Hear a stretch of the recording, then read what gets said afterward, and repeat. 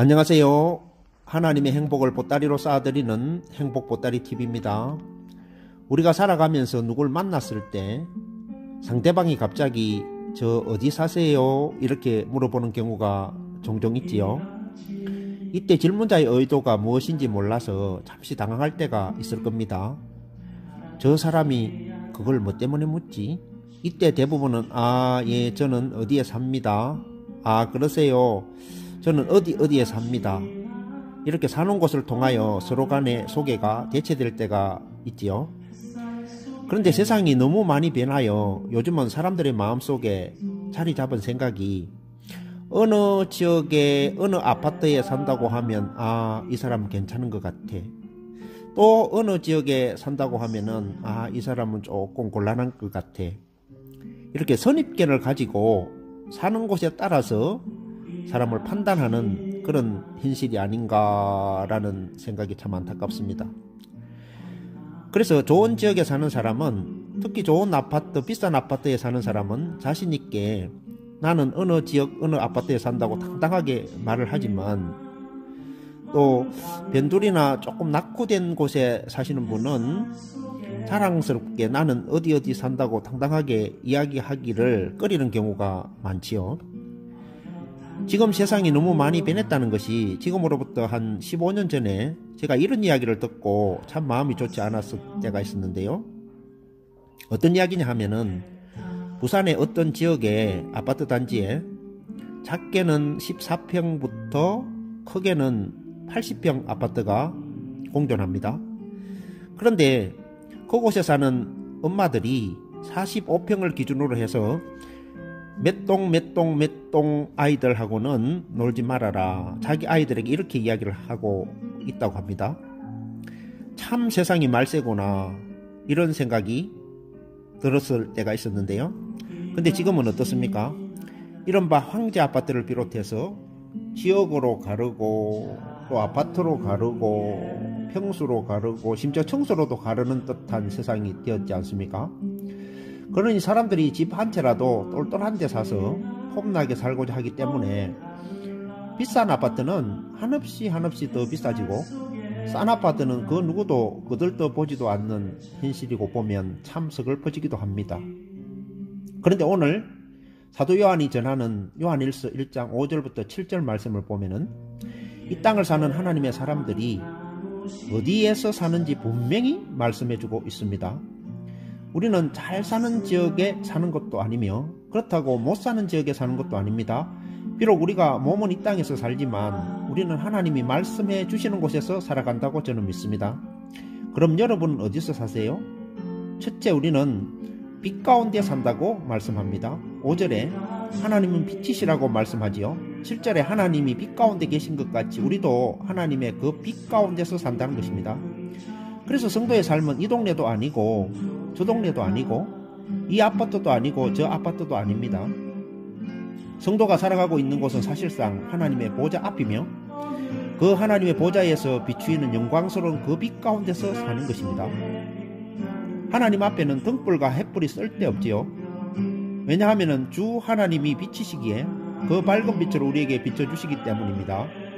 요한계시록 4장 2절 이하에 내가 곧 성령에 감동하였더니 보라, 하늘에 보좌가 베풀었고 그 보좌 위에 앉으신 이가 있는데 앉으신 이의 모양이 백옥과 홍보석 같고 또 무지개가 있어 보좌에 둘렸는데 그 모양이 녹보석 같더라. 5절에 보좌로부터 번개와 음성과 내성이 나고 보좌 앞에 7 등불 켠 것이 있으니 이는 하나님의 7 영이라.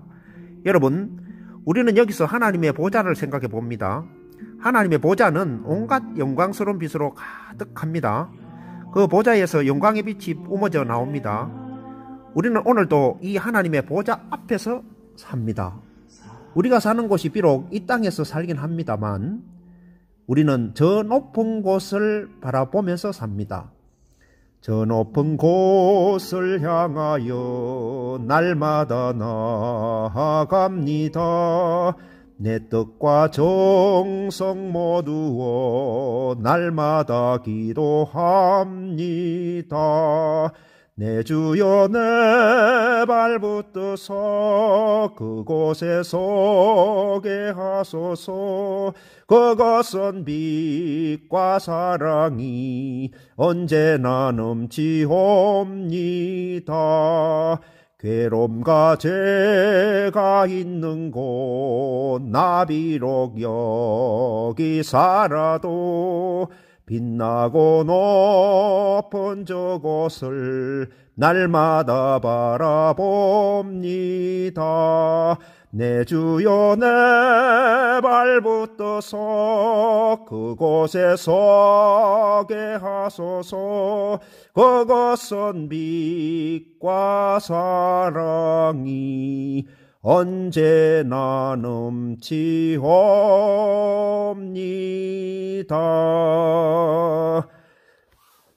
여러분, 우리가 이 땅에 그 때문에 조금도 위축될 필요가 없는 것이 우리는 이미 천국을 살고 있다는 것입니다.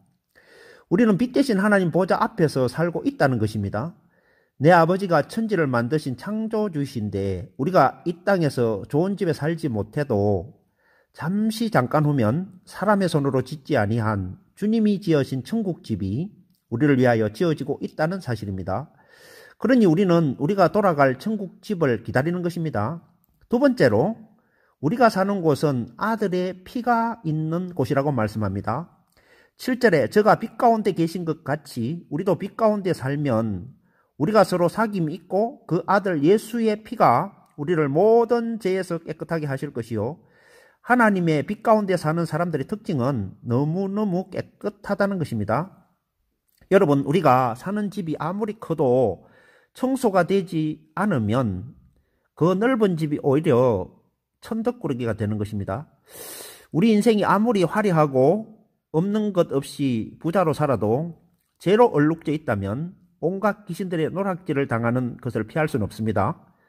부자로 살면서 귀신의 노예로 사는 것보다 비록 가난해도 깨끗하게 사는 것이 100번 낫지요. 가난은 수치가 아니라도 죄는 수치입니다. 우리는요, 하나님의 빛 앞에서 살기 때문에, 하나님의 보좌 앞에서 살기 때문에, 예수님과 사귀고 살기 때문에 혹시 죄를 짓는다 하여도 그 아들 예수의 피가 우리를 모든 죄에서 깨끗하게 하실 것이요. 그렇습니다. 깨끗함요.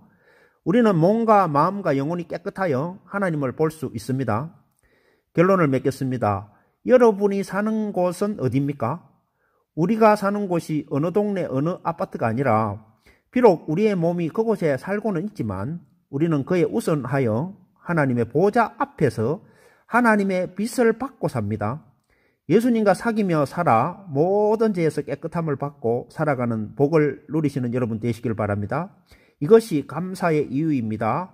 감사합니다.